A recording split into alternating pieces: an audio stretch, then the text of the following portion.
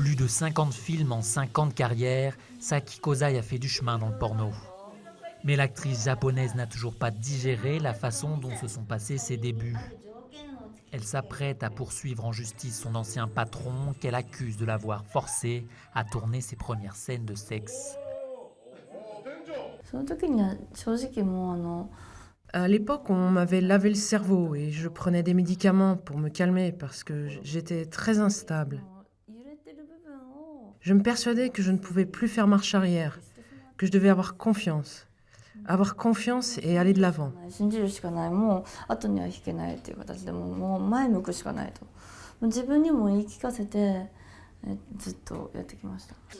Si elle n'a jamais été physique, la violence dont Saki a été victime était d'ordre psychologique.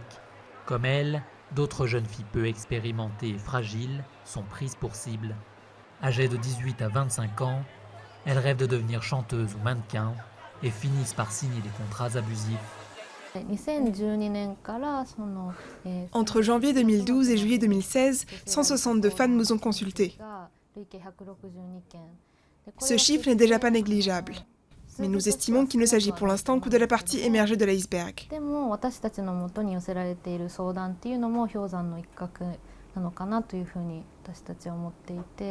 L'industrie du porno japonais pèse plusieurs milliards d'euros et plus de 30 000 vidéos par an.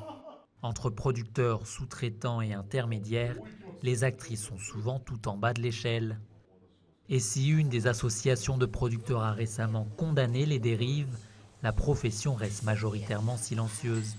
Mariko Kawana, retraitée du X, milite quant à elle pour la création d'un contrat type qui protégerait les actrices.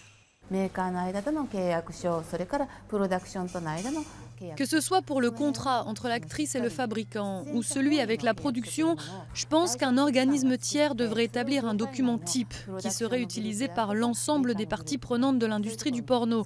Rien que ça permettrait de protéger très largement les droits des actrices. Les outils judiciaires restent encore limités et la nature même des abus difficile à identifier.